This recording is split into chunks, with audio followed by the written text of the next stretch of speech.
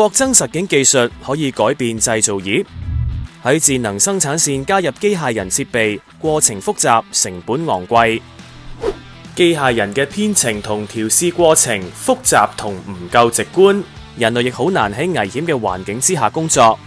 由生產力局研發嘅基於擴增實境技術嘅機械人系統 AR/ERC， 透過 AR 機械人進行仿真嘅設計試驗，從人類嘅示範中自主學習，用家無需編程知識，同時可以透過多種交互方式融合進行遠程操作，將人類隔離喺危險環境之外。